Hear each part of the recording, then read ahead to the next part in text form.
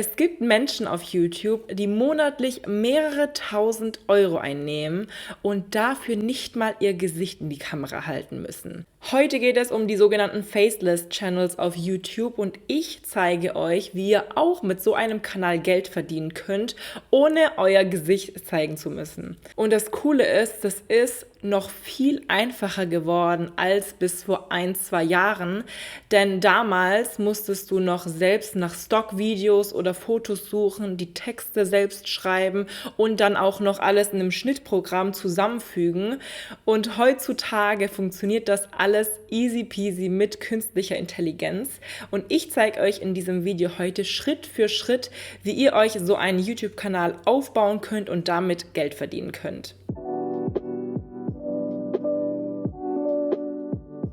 Kanäle wie zum Beispiel diese hier posten zu verschiedenen Themen tagtäglich Videos, ohne ihr Gesicht zeigen zu müssen. Da ist einfach ein Voice-Over drüber und dann werden zu bestimmten Themen eben regelmäßig Videos geuploadet. Und diese Videos funktionieren wirklich sehr, sehr gut. Denn es geht einfach im ersten Schritt nur darum, gute Inhalte zu liefern, die sich Menschen eben sehr gerne angucken und eine Nische zu finden, die auf YouTube auch gut bezahlt wird.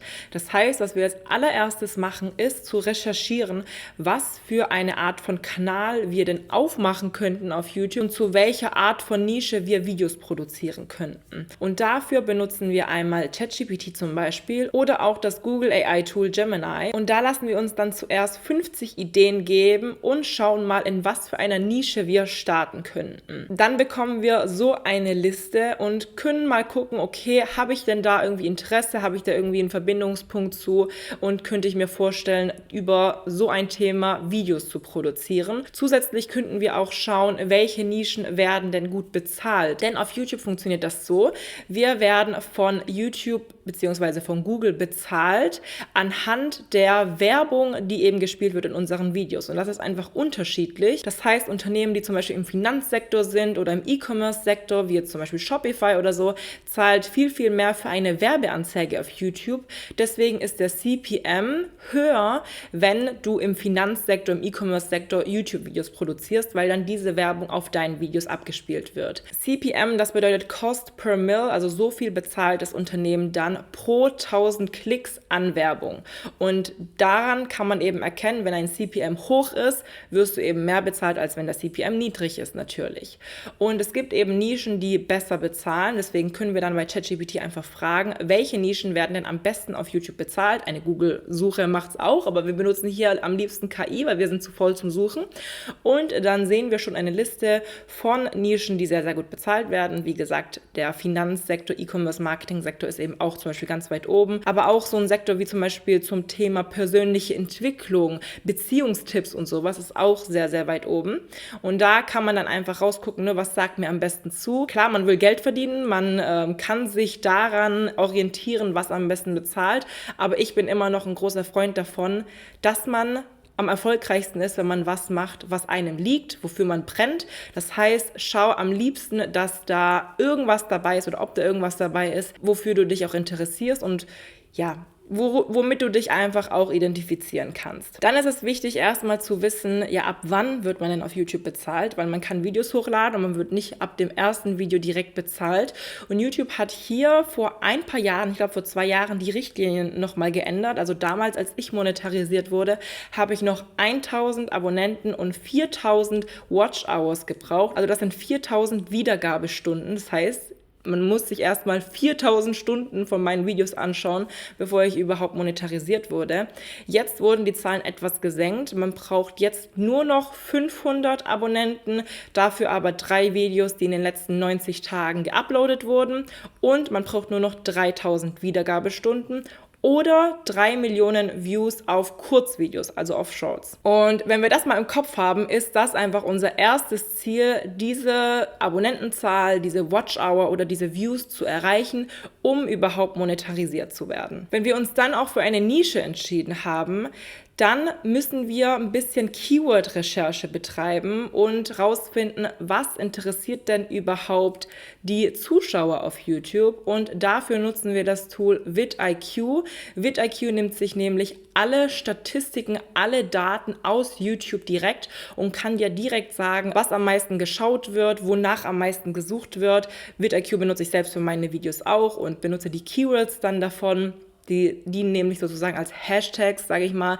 Also über diese Keywords werden eben dann deine Videos gefunden. Und wenn man sich zum Beispiel dann entschieden hat, Videos zu drehen zum Thema Finanzen, dann kann man da zum Beispiel eingeben, Online-Geld verdienen und dann wird da angezeigt, welche Keywords zum Thema Online-Geld verdienen gut funktionieren. Da kann man auch sehen, okay, ist der Wettbewerb hoch, ist der Wettbewerb niedrig. Am besten findet man dann ein Keyword, wo der Wettbewerb niedrig ist, aber die Suche hoch, weil dann hat man wenig Wettbewerb, wenig Konkurrenz und trotzdem viele Leute, die nach dem Video suchen. Wenn wir uns zum Beispiel entscheiden, Videos zu drehen zum Thema Reiseziele, dann könnten wir zum Beispiel eingeben, Reiseziele in Europa oder Reiseziele für den Sommer und würden dann dafür Videoideen und Keywords eben bekommen und darauf können wir dann unsere Videos basieren. Wenn wir uns dann entschieden haben für ein Video, für Videoideen für unseren Kanal, dann kommt es zum spannenden Part und zwar zum Kreieren der Videos. Und Leute, ihr habt jetzt heutzutage alles in einem Tool. Das Tool, was ich euch nämlich vorstellen möchte, ist Filmora von Wondershare und die haben hier das wirklich revolutioniert, was Videobearbeitung angeht. Ihr habt hier nämlich alles in einem. Das kann man auch sich erstmal kostenlos downloaden und auf dem Desktop verwenden und einfach mal testen. Und wie ihr sehen könnt, kann man hier mit KI die Videos bearbeiten. Das heißt, man kann einfach was eingeben und daraus wird dann ein Video produziert. Man kann Text zu Video verarbeiten, also man gibt ein Skript ein und das wird dann zu einem Video produziert. Man kann sogar ein Thumbnail sich generieren lassen. Also man muss nicht mehr extra auf Canva oder jemanden dafür bezahlen, der dir ein Thumbnail kreiert, sondern du kannst dir ein Thumbnail direkt aus deinem Video hier in Filmora in dem Tool generieren lassen. Und es gibt noch viel, viel mehr, was man machen kann. Also ich sehe hier zum Beispiel KI-Textbasierte Bearbeitung zum Beispiel, Text zu Video, KI-Stimmenentferner, KI-Maskierung. Das heißt, man kann einfach bestimmte Aspekte, bestimmte Dinge, Personen ausschneiden aus dem Video und dann den Hintergrund entfernen automatisch.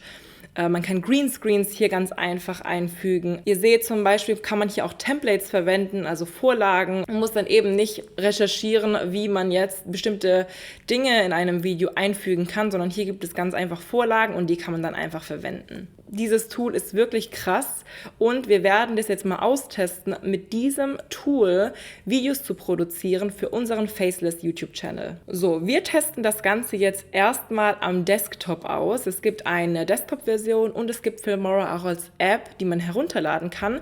Wir schauen uns das Ganze aber jetzt mal am Desktop an. So sieht dann die Desktop-Version aus und wir sehen hier direkt die ganzen Tools, mit denen wir arbeiten können. Der Bildschirmrecorder, KI-Text zu Video, das werden wir gleich ausprobieren. Das ist noch in der Beta-Version, wie ich sehe. KI-Textgenerator, Instant Cutter, also dass dein Video automatisch geschnitten wird. Du musst nicht mehr selbst schneiden, wenn du bereits ein Video hast.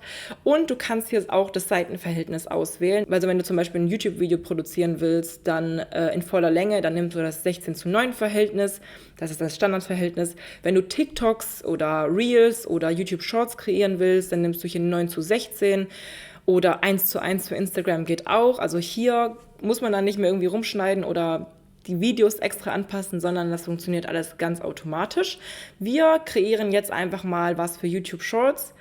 Und das können wir einmal machen, indem wir hier direkt auf neues Projekt gehen und selbst dann ein Video importieren und da einfach versuchen zu schneiden, zu gucken, was es so gibt. Hier gibt es zum Beispiel dann auch schon ein Testvideo, was man benutzen kann, um sich einfach mal auszuprobieren. Das wähle ich jetzt einfach mal aus. Dann wird das importiert. Wir müssen es dann unten zum Bearbeiten hinziehen und können dann auch schon direkt zum Beispiel einen Effekt testen und uns das Ganze mal anschauen, was damit dann gemacht wurde. So sieht das dann aus. Das ist dann ein Effekt, der automatisch hinzugefügt wird. Also eigentlich sehr, sehr einfach. Das Ganze könnten wir dann exportieren. Ist jetzt nur ein Beispiel, ne? Ich möchte mir jetzt aber noch mehr Features angucken, was Filmora denn so kann, weil das Tool ist mir nämlich auch sehr, sehr neu und ich wollte es mit euch zusammen einfach mal testen. Zum Beispiel könnten wir hier jetzt den KI-Text-zu-Video-Generator verwenden und ich möchte jetzt einfach mal gucken, was für eine Art Video der mir erstellt, wenn ich sage, ich möchte Reiseziele für den Sommer mit der Familie zum Beispiel. Hier kann man sich den Text, also das Skript, auch KI generieren lassen. Das heißt, wir müssen hier auch nicht die App verlassen und auf ChatGPT gehen, sondern das funktioniert alles hier. Und es sieht ja eigentlich schon mal ganz gut aus, was hier so steht. Und wir können dann die Stimme aussuchen, die wir benutzen wollen, die Sprache, und dann können wir auch schon weiterklicken. Und nach 3 bis 4 Minuten hat das jetzt gedauert, bekommen wir dann so ein Video. Wie zufrieden sind Sie mit dem Video, werden wir erstmal gefragt, das klicken wir erstmal weg. Und dann können wir uns auch schon das Video anschauen. Sommerurlaub ist die perfekte Zeit, um mit der Familie neue Orte zu entdecken und unvergessliche Erinnerungen zu schaffen.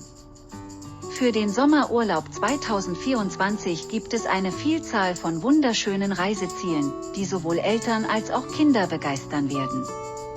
Die 5 schönsten Orte für den Sommerurlaub mit der Familie im Jahr 2024 sind: 1. Die Amalfiküste in Italien, mit malerischen Dörfern. Das Skript haben wir vorhin gesehen, das wurde hier jetzt auch dann hinzugefügt mit einer Stimme hinten dran. Sieht ja schon mal sehr vielversprechend aus. Ich würde sagen, wir testen das Ganze jetzt auch mal auf dem Handy. Da würde ich jetzt nämlich auch gerne sehen, wie das funktioniert. So, wir laden uns einmal Filmora im App Store runter. Und wenn wir es runtergeladen haben, können wir da direkt sehen, was in der App so angeboten wird. Hier sehen wir auch, neues Projekt können wir starten, Text zu Video, KI-Entferner. Wir gehen aber jetzt mal wieder auf Text zu Video. Und dann können wir uns hier entscheiden. Hier gibt es auch so eine Inspirationsbibliothek. Da können wir vorgefertigte Themen bereits aussuchen. Das finde ich sehr, sehr cool. Modetrends, Reiseführer, Reiseeinblicke, gesunder Lebensstil, inspirierend. Ich glaube, wir nehmen mal Reiseführer. Da kommt auch schon direkt Reiseführer für den Amazonas-Regenwald. Wenn wir weitergehen, kommen wir auf die Einstellungen. Da können wir dann auch direkt wieder wählen, welches Seitenverhältnis wir haben wollen, zum Beispiel um wie viele Sekunden das Video gehen soll. Und eine Stimme können wir uns dann auch aussuchen. Hier gibt es viel mehr Auswahl als am Desktop. Und klicken dann hier auf Generieren. Und dann warten wir nochmal kurz und schauen, was uns die KI so gezaubert hat. So, ich habe jetzt das fertige Video hier. Jetzt gucken wir uns das mal gemeinsam an. Entdecken Sie den faszinierenden Amazonas-Regenwald mit unserem Reiseführer. Tauchen Sie ein in eine Welt voller atemberaubender Tierwelt und kultureller Highlights. Erforschen Sie die Also ich finde das wirklich krass. Das hat jetzt insgesamt 3 Minuten gedauert, das zu kreieren. Ja, es ist noch eine Beta-Version, es ist nicht ganz perfekt. Ich finde die Stock-Videos jetzt auch nicht so gelungen. Und auch der Text ist immer so ein bisschen abgehakt, wenn der Satz nicht in einem Video zu Ende gesprochen wird. Aber damit kann man arbeiten. Also hier könnten wir dann jetzt nochmal den Text bearbeiten, wenn man nicht ganz zufrieden ist mit dem Video. Wie gesagt, das ist eine Beta-Version, sehe ich. Also ist das Ganze hier noch in Development, also in Entwicklung. Aber so könnten wir dann ein KI-generiertes Video erstellen und auf YouTube hochladen. Und somit könntet ihr dann zum Beispiel YouTube-Shorts erstellen, aber auch längere Videos. Kommt natürlich darauf an, welches Seitenverhältnis ihr dann zum Beispiel wählt. Also für ein langes Video nehmt ihr dann natürlich das 16:9 Seitenverhältnis. Das könnt ihr dann einfach switchen bei Filmora. Und somit habt ihr innerhalb von wenigen Minuten ein Video erstellt. Ihr könnt dann einfach euch einen Tag nehmen und 10, 15 Videos erstellen. Vielleicht muss man hier und da noch ein bisschen nachbearbeiten, aber es ist auf keinen Fall so aufwendig wie ohne diese KI, wenn man sich selbst Stockmaterial raussuchen müsste, selbst Texte schreiben müsste. Also das ist wirklich revolutionär, dass wir heutzutage solche Plattformen benutzen können, solche Tools benutzen können. Sagt mir auf jeden Fall, was ihr so davon haltet. Testet es gerne mal, schreibt mir dann Feedback in die Kommentare, gerne auch Fragen oder Anregungen. Ihr könnt mir auch Videowünsche dalassen und damit beende ich dieses Video. Ich danke euch, dass ihr das Video bis zum Schluss geschaut habt.